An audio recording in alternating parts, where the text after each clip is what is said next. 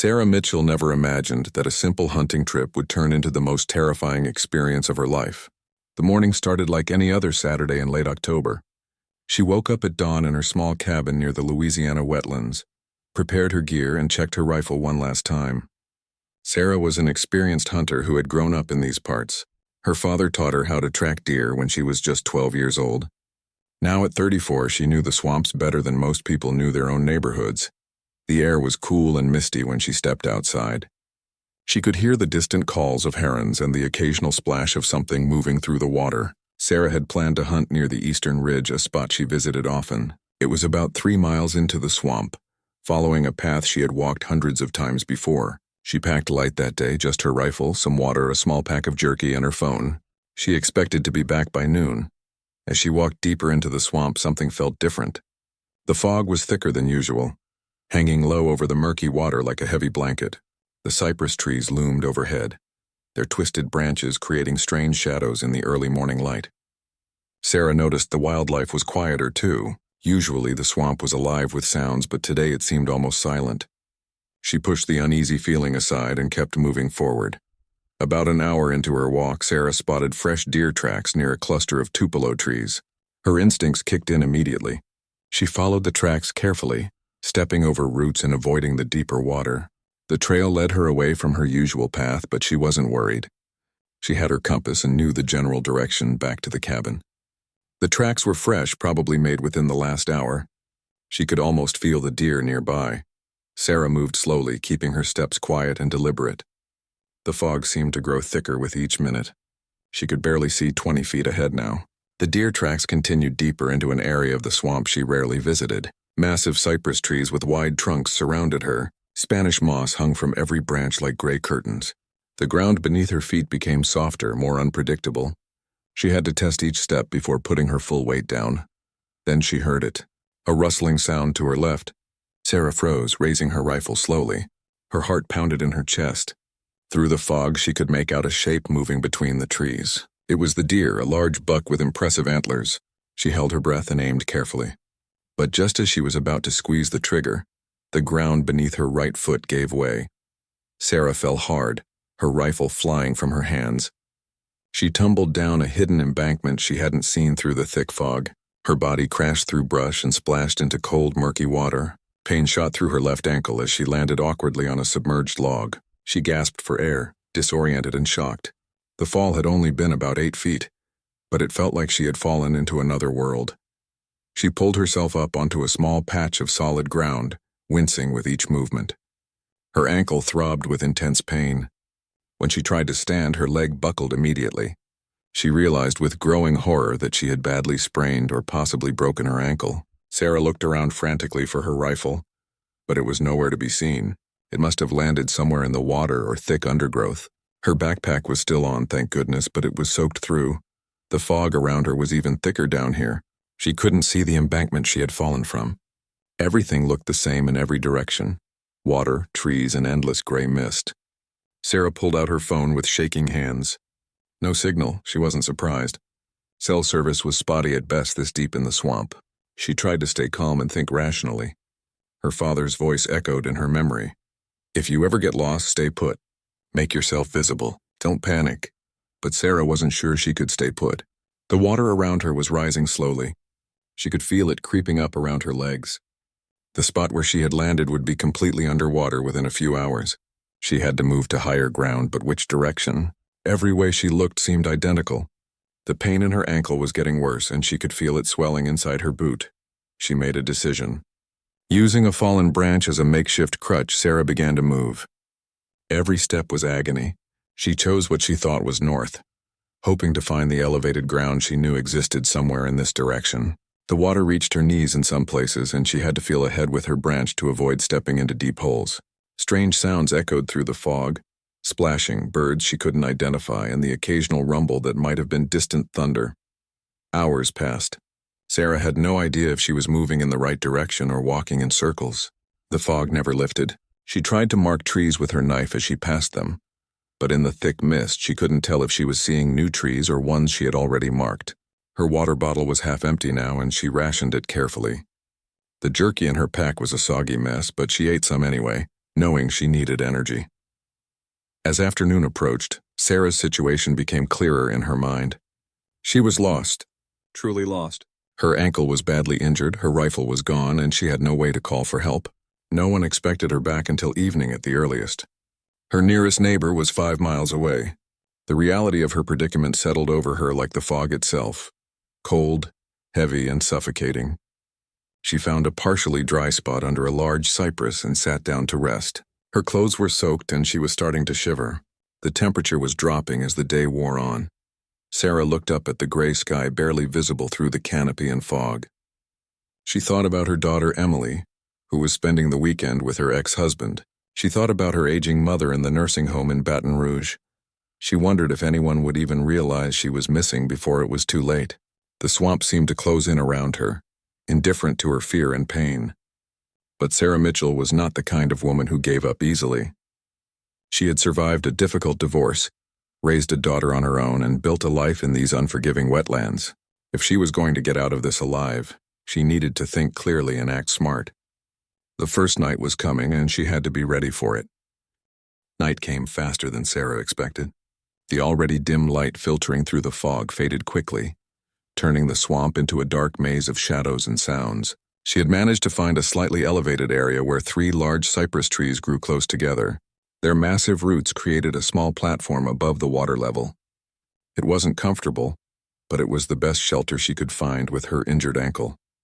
Sarah tried to make herself as comfortable as possible, leaning against one of the thick tree trunks. She took off her boot carefully, and even in the darkness she could feel how swollen her ankle had become. The skin was tight and hot to the touch. She tore a strip from her shirt and wrapped it tightly around the injury, hoping the compression would help reduce the swelling. Every movement sent waves of pain up her leg. The sounds of the swamp at night were completely different from the daytime. Strange calls and howls echoed through the darkness. Sarah heard splashing nearby, something large moving through the water. Her mind immediately went to alligators. She knew they were common in these waters. During the day, they usually avoided humans, but at night they were more active and less predictable. She gripped her knife tightly, though she knew it would be little defense against a determined gator. The temperature dropped steadily. Sarah's wet clothes clung to her body, making her shiver uncontrollably. She wrapped her arms around herself and tried to generate warmth through friction, but it wasn't enough. Hypothermia was a real danger, even though it wasn't winter yet. The combination of wet clothes, cool night air, and her body's stress response could be deadly. She thought about trying to start a fire, but everything around her was damp, and she didn't have matches or a lighter. Her phone was dead now, the battery drained from constantly searching for a signal. Hours crawled by. Sarah drifted in and out of consciousness, never quite sleeping but never fully awake either. In her confused state, she thought she heard voices calling her name. She would jolt upright, heart racing, only to realize it was just the wind or an animal. The isolation was playing tricks on her mind. She started talking to herself just to hear a human voice. She recited her daughter's favorite bedtime story, the one about the brave princess who saved herself. Around what she guessed was midnight, Sarah heard something that made her blood run cold. It was a deep, resonating bellow that could only be one thing, an alligator, and it sounded close. She pressed herself against the tree trunk, trying to make herself as small and quiet as possible. Her hand trembled as she held her knife in front of her. Minutes passed like hours. She heard more splashing, closer this time. Then she saw it. 2 glowing eyes reflecting what little moonlight penetrated the fog, moving slowly through the water about 15 feet away. Sarah didn't move. She barely breathed. The alligator seemed to be investigating the area, probably curious about the unfamiliar scent. It circled her little island of roots slowly, its massive tail creating ripples in the dark water. She could make out its shape now, at least 9 feet long, maybe more. Her heart hammered so loudly she was sure the creature could hear it. After what felt like an eternity, the alligator lost interest and moved away, disappearing into the darkness. Sarah let out a shaky breath and realized she was crying. The rest of the night was a nightmare of fear and cold. Sarah's mind started playing more tricks on her. She saw shapes in the darkness that weren't there. She heard her daughter calling for her. At one point, she was convinced she could see lights through the trees and almost climbed down to investigate before realizing it was just her desperate mind, creating false hope. The rational part of her brain knew she needed to conserve energy and stay put until daylight. But the frightened part wanted to run, to move, to do anything except sit there helpless. When dawn finally came, it brought little relief. The fog was still thick and Sarah's condition had worsened. Her ankle was now twice its normal size, the skin stretched and discolored. She was desperately thirsty. The small amount of water she had rationed through the night was gone. She looked at the murky swamp water surrounding her and knew she couldn't drink it without risking serious illness. But how long could she last without water? She remembered reading that a person could survive 3 days without water, but that was under normal conditions. She was injured, cold, and exhausted. Sarah decided she had to move. Staying in one place wasn't working. No one had come looking for her, which meant either no one had realized she was missing yet, or they were searching in the wrong area. She needed to find her way to higher ground, to a place where she might be spotted from the air or stumble upon a familiar landmark. Using her makeshift crutch, she began to move again, each step a battle against pain and fatigue. The morning brought new challenges. The fog remained thick, but now she could see about 30 feet in any direction. The problem was that everything still looked the same. Trees, water, more trees, more water. She tried to walk in a straight line by keeping the sun at her back, but the sun was barely visible through the overcast sky and fog. She marked trees as she went, scratching arrows with her knife to show her direction. But she had no idea if she was making progress or going in circles. Around midday, Sarah found what looked like slightly higher ground ahead. Hope surged through her chest. She pushed forward faster, ignoring the screaming pain in her ankle. But as she got closer, her heart sank. It was just another small rise that would be underwater if the water level rose anymore. Still, it was something. She climbed onto it and sat down to rest. That's when she heard it. The distant sound of an engine. Her head snapped up. It was faint, but it was definitely mechanical. A boat? An airplane? She couldn't tell. Sarah tried to stand up to wave or shout, but the sound faded before she could even get to her feet. She screamed anyway, her voice hoarse and desperate. "Help, I'm here! Help!" But there was no response. The sound didn't come back. She had missed her chance. Sarah broke down completely. She sat on that muddy patch of ground and sobbed. All the fear, pain, and frustration poured out of her. She was going to die out here. No one was going to find her in time. Her daughter would grow up without a mother. The swamp would claim her body, and she would just become another statistic, another person who underestimated the danger of the wetlands. The despair was overwhelming, crushing her spirit, but as she sat there crying, something inside her shifted. Maybe it was her father's voice in her head again, telling her that Mitchell family didn't quit. Maybe it was thinking about Emily's face. Maybe it was just pure survival instinct kicking in. Whatever it was, Sarah wiped her tears, took a deep breath, and made a decision. She wasn't going to give up. She was going to survive this. She had made it through one night. She could make it through another. She would find water, she would keep moving, and she would get out of this swamp alive. Sarah ate the last of her soggy jerky and stood up again on her good leg. The pain in her ankle had become a constant presence, almost background noise now. She looked around carefully, really studying her surroundings instead of just desperately searching for an exit. That's when she noticed something she had missed before. The moss on the trees. It grew thicker on one side than the other. North. The moss was showing her north. It wasn't much, but it was something. A way to orient herself. A way to walk in a consistent direction instead of wandering aimlessly. With renewed determination, Sarah began to move again. She followed the moss, keeping it consistently on her right side, meaning she was heading east. She didn't know if east was the right direction, but any direction was better than random circles. The afternoon wore on. Her throat became so dry it hurt to swallow.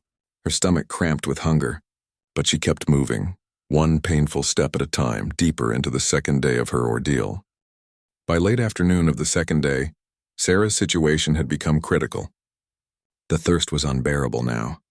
Her lips were cracked and bleeding. Her tongue felt thick and swollen in her mouth. She knew she couldn't last much longer without water.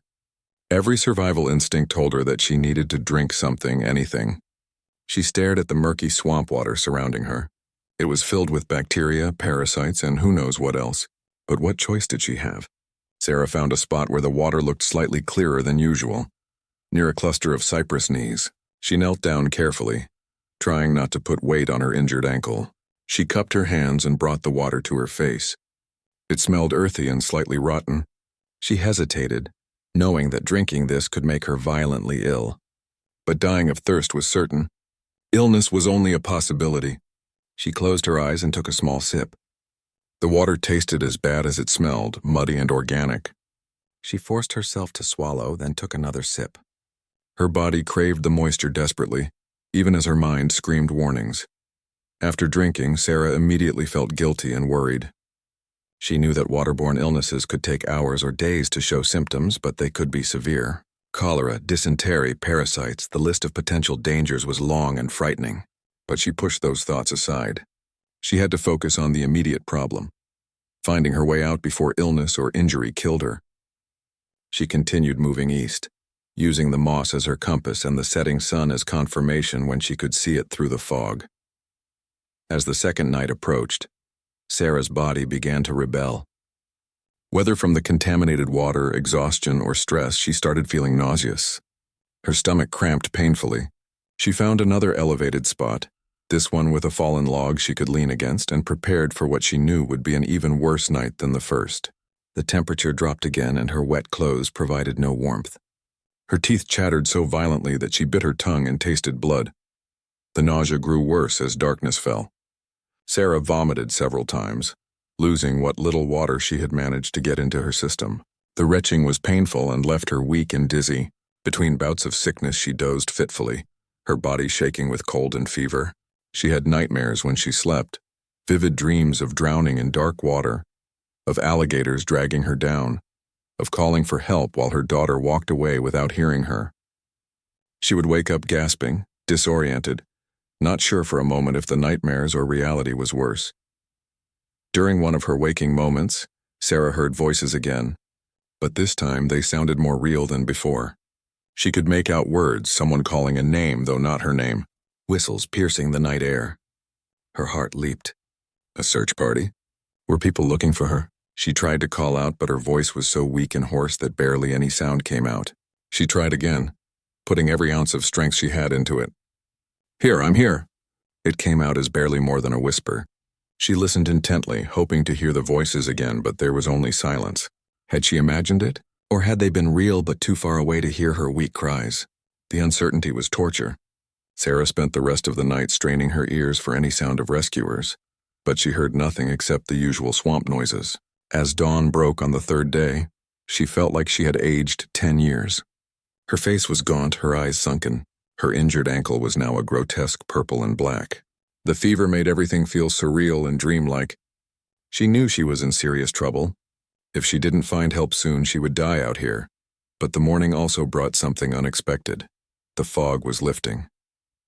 For the first time since she had gotten lost, Sarah could see more than a few dozen feet ahead. She could make out the shapes of trees and water channels stretching into the distance. It wasn't clear visibility, but it was so much better than the thick fog she had been trapped in. She felt a small surge of hope. Maybe she could finally figure out where she was. Maybe she could spot a landmark she recognized. Sarah forced herself to stand, using her branch crutch and a nearby tree for support. The world spun for a moment and she had to close her eyes and breathe deeply until the dizziness passed. When she opened her eyes again, she looked around carefully, trying to orient herself. In the distance, maybe a quarter-mile away, she saw something that didn't belong.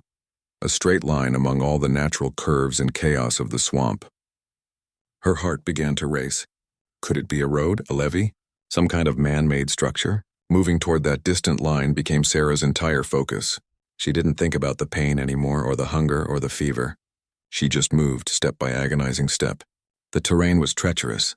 The water was deeper in places, coming up to her thighs. She had to test every step carefully to avoid holes or soft mud that could trap her. Several times she nearly fell, catching herself at the last moment on a tree or root.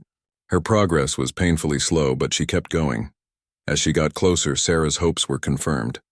It was a levee, one of the old earthen dams built decades ago to control water flow in the wetlands. It was overgrown with vegetation and probably no longer maintained, but it was man-made, which meant it would lead somewhere. It meant civilization existed, even if it was far away. She nearly cried with relief. She struggled up the muddy slope of the levee, using roots and grass to pull herself up. Her injured ankle screamed in protest, but she didn't care. She had found something. A path, a direction. At the top of the levee, Sarah could see even farther. The fog had thinned to a light mist. She could make out the shape of the swamp stretching in all directions, but in one direction, far in the distance, she saw something that made her heart soar. A thin column of smoke rising into the sky. Smoke meant fire. Fire meant people. It could be miles away, but it was a goal, a destination. She knew which direction to go now. Sarah began walking along the top of the levee, heading toward the smoke. The going was easier here, even with her injured ankle. The ground was more solid, and she could see where she was putting her feet. She made better progress in an hour than she had in the previous 6 hours struggling through the swamp, but the effort was taking its toll. Her body was reaching its limits. She stumbled frequently, her vision blurring. The fever was getting worse, making her feel alternately burning hot and freezing cold. Around midday, Sarah heard something that stopped her in her tracks. A dog barking. It was distant but unmistakable. Dogs meant people. She changed direction slightly, heading toward the sound. The barking continued, sometimes closer, sometimes farther away. She called out again, her voice still weak but stronger than it had been during the night. "Help, please! Someone help me!" She didn't know if anyone could hear her, but she kept calling anyway between ragged breaths. Then she saw it. A hunting cabin, small and rustic, partially hidden by trees about 200 yards ahead. The smoke she had seen was coming from its chimney. Sarah's knees nearly buckled with relief. She had found shelter, possibly people, at the very least a place to rest. She moved as quickly as she could manage, which was barely faster than a crawl at this point. The dog kept barking, and she could see it now. A brown hound tied near the cabin, alerting whoever was inside that something approached. As Sarah got within 100 yards of the cabin, the door opened. An older man stepped out, rifle in hand, probably wondering what had his dog so worked up. Sarah tried to call out to him, but her voice failed. She waved her arm desperately. The man squinted in her direction, then his posture changed. He said something over his shoulder and started jogging toward her. A woman appeared in the doorway behind him. Sarah's legs gave out. She collapsed onto the ground, unable to take another step. The man reached her within seconds, dropping to his knees beside her. "Lord have mercy," he said, his weathered face full of concern. "Ma'am, are you all right?" "What happened?" Sarah tried to speak, but all that came out was a sob. She had made it. After 35 hours lost in the swamp, fighting injury, dehydration, and fear, she had finally found help. The relief was so overwhelming that she simply broke down, unable to form words, unable to do anything but cry as the man called for his wife to bring water and blankets. The man's name was Robert Guidry, and his wife was Marie. They were both in their late 60s and had lived in these wetlands their entire lives. They carried Sarah into their cabin, supporting her weight between them. Inside, the warmth from the wood stove felt like heaven against Sarah's frozen skin. Marie immediately wrapped her in thick blankets while Robert grabbed their first aid kit and his radio. Sarah sat in a wooden chair, trembling as the warmth slowly penetrated her body. Marie brought her water but made her sip it slowly. "Not too fast, honey," she said gently, her accent thick with Cajun French influence. "Your body needs to adjust. Just small sips." Sarah wanted to gulp the entire glass, but she forced herself to obey, taking tiny sips while Marie examined her injured ankle. "That's real bad," Marie said, carefully removing the makeshift bandage Sarah had tied around it. The ankle was grotesquely swollen, the skin tight and discolored in shades of purple, black, and yellow. Marie's experienced hands probed gently around the injury. "Could be broken, definitely badly sprained. We need to get you to a hospital." She looked at her husband, who was speaking rapidly into the radio in a mix of English and French. Robert explained to the emergency dispatcher where they were and what condition Sarah was in. The cabin was remote, accessible only by boat or a long drive on barely maintained dirt roads. An ambulance would take too long. They were sending a helicopter from the hospital in New Iberia, but it would be at least 45 minutes before it could arrive. Robert gave them the coordinates and assured them he would light flares to mark the landing area. While they waited, Marie continued caring for Sarah. She helped her change into dry clothes, gave her warm soup that tasted better than anything Sarah had ever eaten, and cleaned the cuts and scratches covering her body. The older woman worked with gentle efficiency, speaking softly about nothing important, just filling the silence with comforting sound. Sarah learned that the Guidrys were out here checking their hunting cabin, making sure it was secure before the winter season. They only came out every few weeks. "You're a lucky woman," Robert said, sitting down across from Sarah with his own cup of coffee. "That fog we had yesterday and the day before that was unusual for this time of year. Thick as I've ever seen. If you had been lost in clear weather, someone might have spotted you from the air. But in that fog?" He shook his head. "I'm surprised you made it out at all. These swamps don't forgive mistakes." Sarah told them her story between sips of soup and water. She described the fall, the injured ankle, the terrifying nights the alligator drinking the contaminated water. Marie's expression grew more concerned as Sarah mentioned the swamp water. "We need to tell the doctors about that," she said. "You might need antibiotics to prevent infection from whatever was in that water." As they talked, Sarah learned that there had indeed been a search party looking for her. Her neighbor had noticed her truck still parked outside her cabin late Saturday night and called the authorities Sunday morning. Search and rescue teams had been combing the swamps, but they had been searching primarily to the north and west of her cabin, near her usual hunting areas. No one had thought she would venture as far east as she had. The fog had grounded the search helicopters for most of Sunday and Monday morning. She had been incredibly unlucky with the weather, but incredibly lucky to have stumbled upon the Guidry's cabin. The sound of helicopter rotors cut through the air about 40 minutes later. Robert went outside to guide them in, lighting emergency flares in a small clearing behind the cabin. The medical helicopter landed carefully, and 2 paramedics jumped out with a stretcher and medical equipment. They moved quickly and professionally, checking Sarah's vital signs, starting an IV to rehydrate her and carefully stabilizing her ankle. Her blood pressure was low, her temperature elevated, and she was severely dehydrated, but she was alive. "You're one tough lady," one of the paramedics, a young man named Travis, said as they prepared to load her onto the helicopter. 35 hours out there with a busted ankle? Most people wouldn't have made it. Sarah smiled weakly, too exhausted to respond.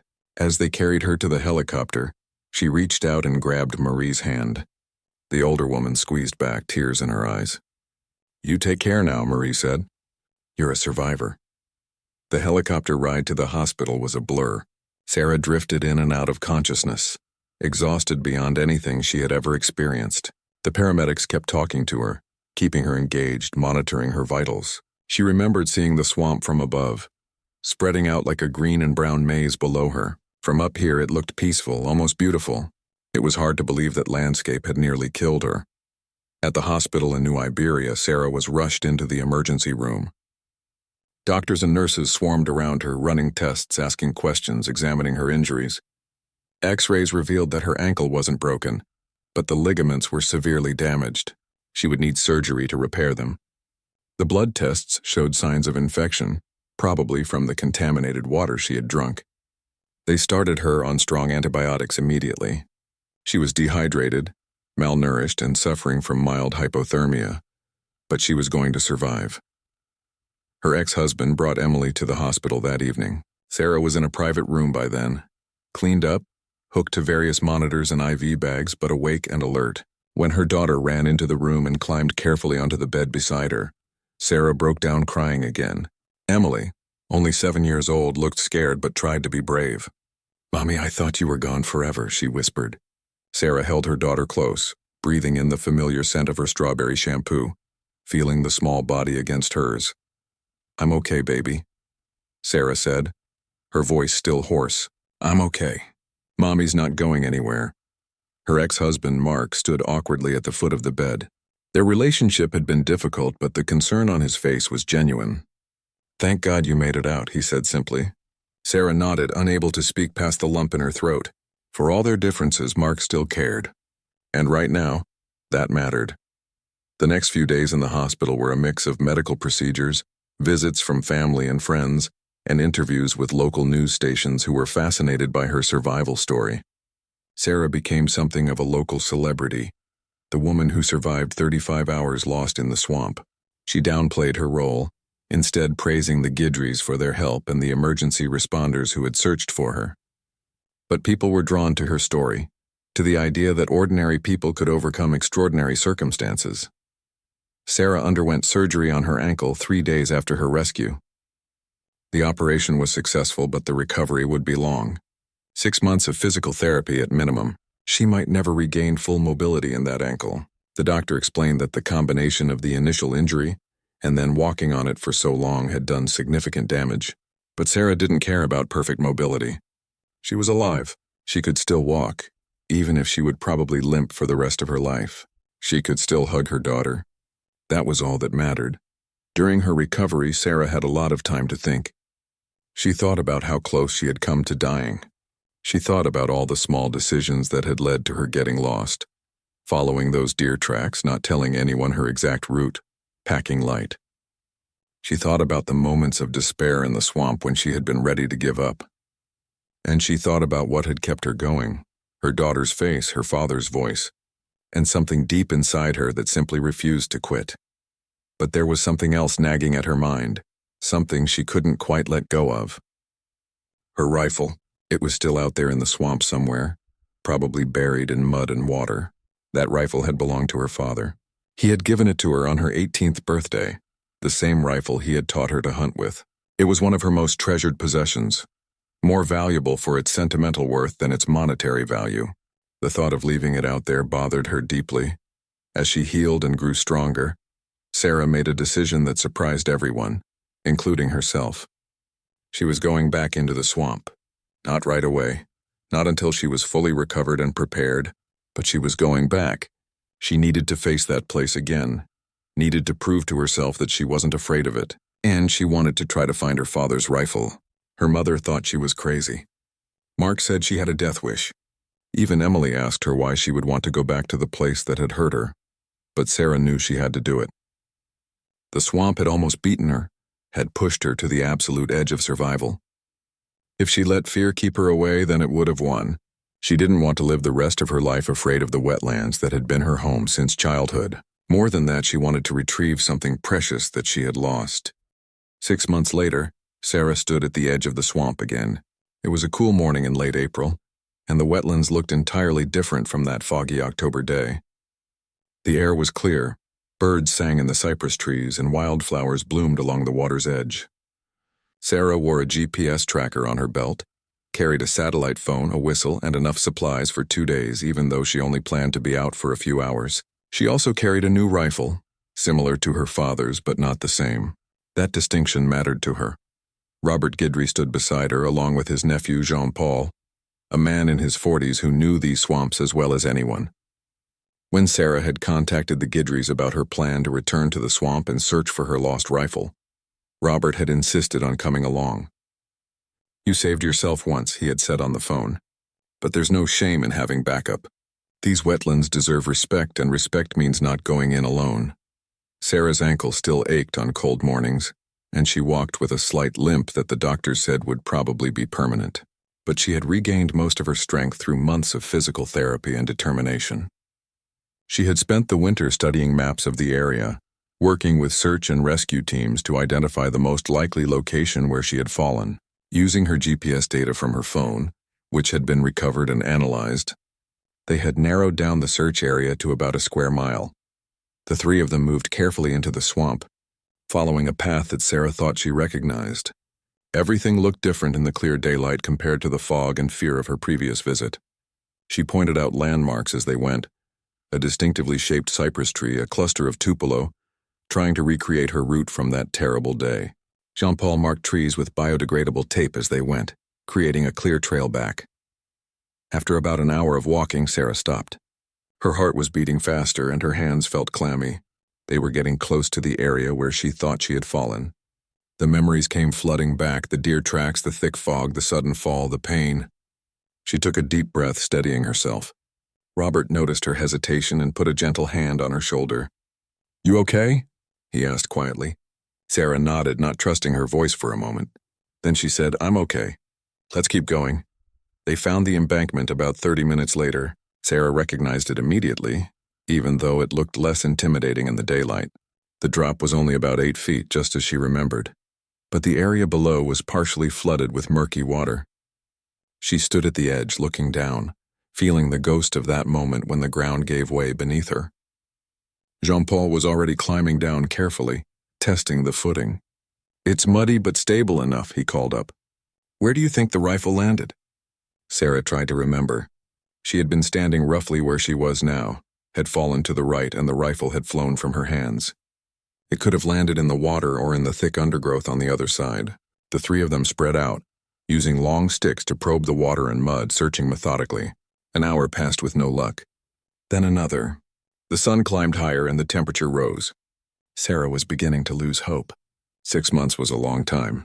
The rifle could have been covered by sediment, could have been carried away by water, could have rusted to nothing. Just as she was about to suggest they take a break, Jean-Paul called out, "Got something here?" Sarah and Robert hurried over. Jean-Paul was pulling something long and dark from the mud. As he lifted it free, Sarah's heart leaped.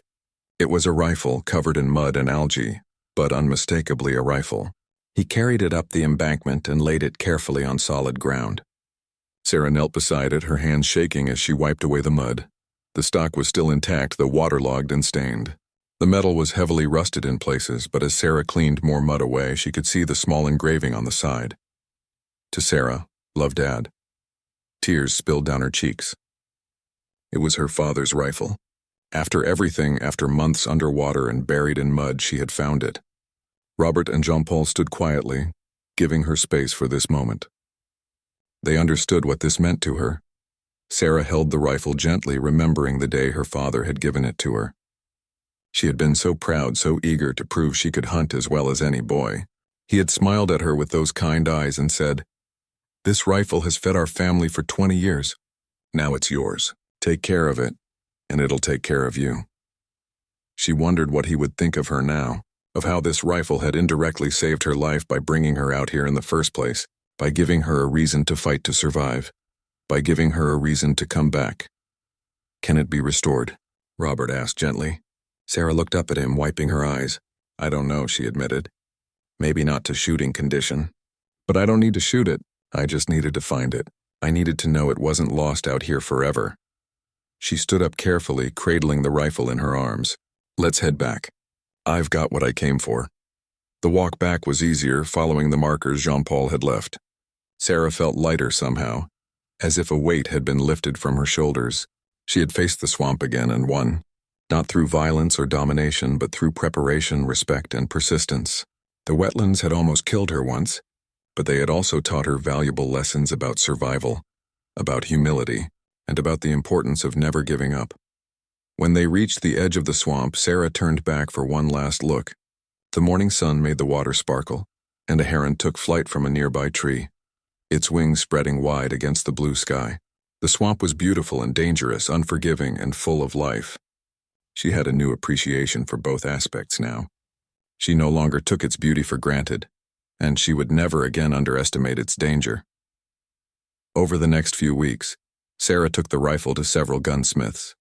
Most said it was beyond repair for actual use, too much rust damage and water exposure. But one older craftsman in Lafayette said he could restore it cosmetically, clean it up so it looked presentable for display. Sarah commissioned the work immediately.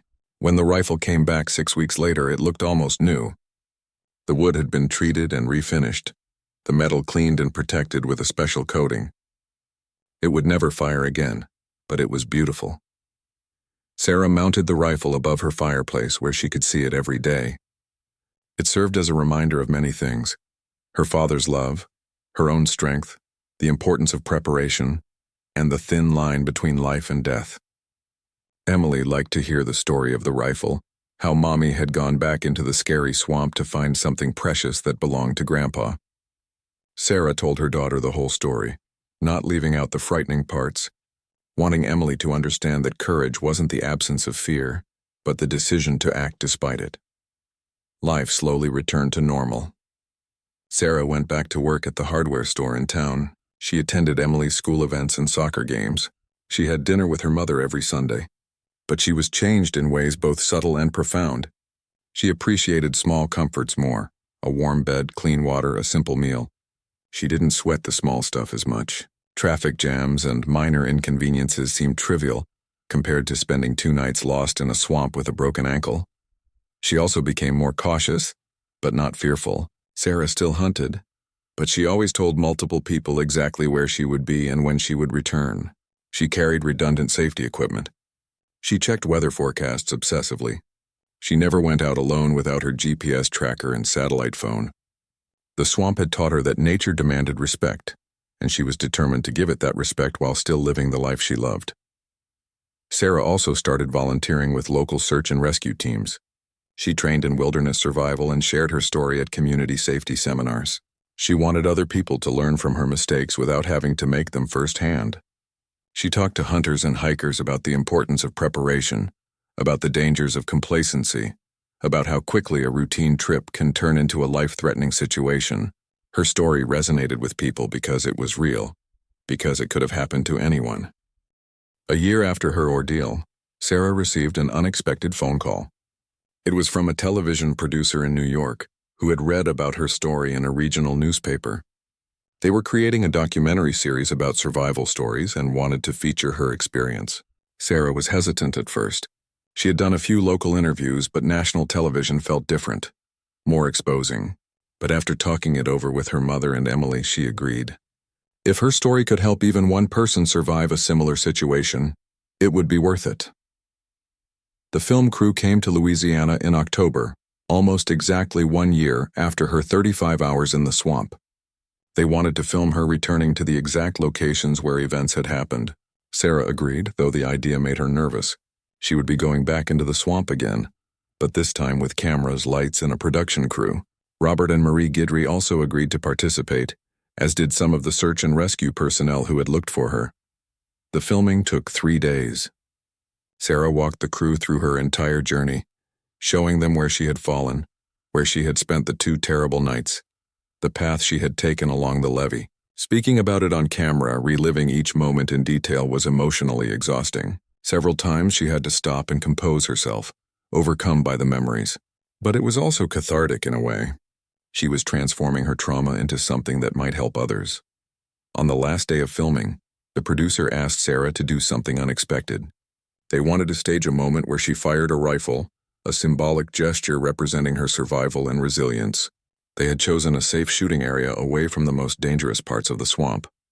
Sarah agreed, though she insisted on using her new rifle, not a prop. The crew set up cameras at multiple angles and gave her the signal. Sarah raised the rifle to her shoulder, aimed at the target they had set up. A large piece of plywood mounted on a tree. She took a breath, remembering everything her father had taught her about shooting. Steady hands, controlled breathing, smooth trigger pull. She thought about that moment 35 hours into her ordeal when she had found the Guidry's cabin, when survival had shifted from possibility to certainty. She thought about all the small victories that had kept her alive. Finding the levee, spotting the smoke, making it those final 200 yards. She squeezed the trigger. The shot rang out across the swamp, echoing off the water and trees. The bullet struck the plywood dead center. Sarah lowered the rifle, and for a moment she just stood there, feeling the weight of it in her hands, feeling the strength in her own body, feeling alive. The crew erupted in applause, and the producer declared it the perfect ending shot for the documentary. But for Sarah, it wasn't about the film. That shot represented something deeper. Her refusal to be defined by her trauma, her choice to face her fears instead of running from them. The documentary aired 6 months later on a major cable network. Sarah watched it at home with Emily curled up beside her on the couch. Seeing herself on television was strange, almost like watching a different person. But the documentary was well done, respectful of her experience while also highlighting the broader lessons about wilderness safety and survival. The response was overwhelming. Sarah received hundreds of emails and letters from people thanking her for sharing her story, from survivors of their own traumas telling her she had inspired them, from parents saying they had used her experience to teach their children about safety. One email in particular moved Sarah deeply. It was from a woman in Montana who had gotten lost while hiking the previous summer.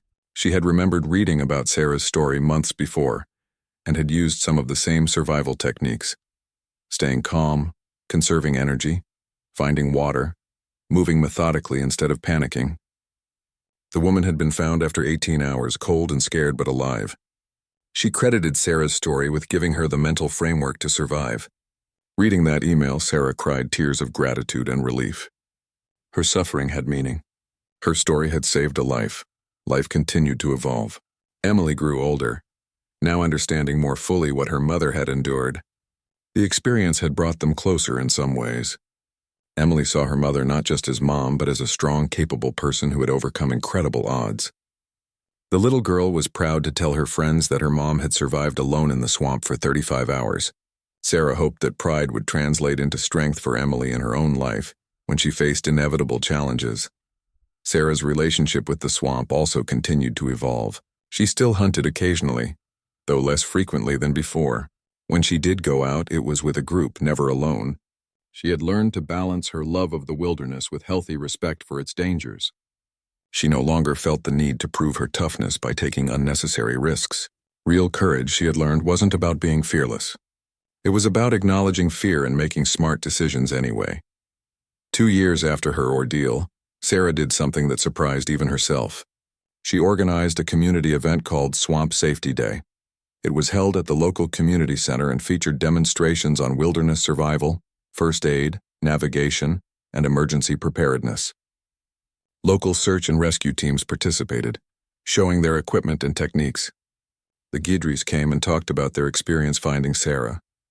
The event drew over 300 people from the surrounding parishes. During her presentation, Sarah displayed her father's restored rifle and told its story. She explained how that rifle represented both the danger and beauty of the wilderness, how it had been the reason she went into the swamp that day, but also her motivation to survive and return. She talked about the importance of treasuring what matters, preparing for the unexpected, and never giving up even when circumstances seem hopeless. The audience listened with rapt attention, and several people approached her afterward with their own survival stories. One man in his 50s told Sarah about getting lost in the same swamp system 20 years earlier. He had survived 3 days before being found, and he still struggled with anxiety about enclosed spaces. Talking with Sarah, hearing how she had processed her trauma and chosen to face it directly, gave him new perspective on his own experience. They exchanged contact information, and Sarah later connected him with a therapist who specialized in trauma from wilderness experiences. Small connections like this reminded Sarah that sharing her story wasn't just about preventing future incidents, but also about helping those who had already survived their own ordeals. The Swamp Safety Day became an annual event. Each year it grew larger, attracting speakers and participants from across Louisiana and neighboring states. Sarah became known throughout the region not as the woman who got lost, but as the woman who survived and then helped others survive. The distinction mattered to her. She refused to be defined solely by the worst 35 hours of her life. Instead, she chose to be defined by how she responded to those hours, by what she did afterward, by the meaning she created from suffering. Emily, now 10 years old, sometimes helped at Swamp Safety Day, demonstrating basic first aid or showing other kids how to use a compass. Sarah watched her daughter with pride, seeing how confident and capable she was becoming. The ordeal in the swamp had taught Sarah many lessons, but perhaps the most important was this: survival wasn't just about making it through the crisis. It was about what you did with the life you fought so hard to preserve. On quiet evenings, Sarah would sit on her porch with a cup of coffee, looking out toward the distant tree line that marked the edge of the swamp. The rifle hung above her fireplace inside, visible through the window. Sometimes she thought about that foggy October morning, about the moment her foot slipped and everything changed. She thought about the fear, the pain, the desperation, but she also thought about the strength she discovered in herself, the kindness of strangers like the Debriefs, and the precious fragility of life itself. Sarah had learned that survival was about more than just physical endurance. It was about mental resilience, about finding reasons to keep going when every logical reason said to give up. Her reason had been Emily, had been her father's memory, had been the simple, stubborn refusal to let the swamp win. That same determination now fueled her work helping others, her commitment to safety education, and her choice to live fully rather than fearfully. The swamp still called to her sometimes.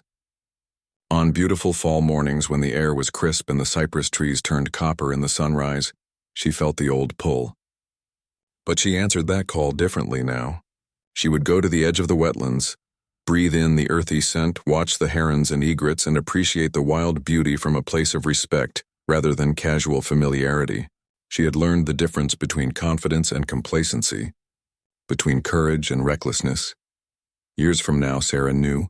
She would tell her grandchildren about the 35 hours that changed her life. She would tell them about being lost and afraid, about drinking contaminated water and facing alligators, about the kindness of strangers and the strength of human will. But more importantly, She would tell them what came after: the choice to face fear, the decision to help others, the transformation of trauma into purpose. She would tell them that the rifle above the fireplace represented not just survival, but the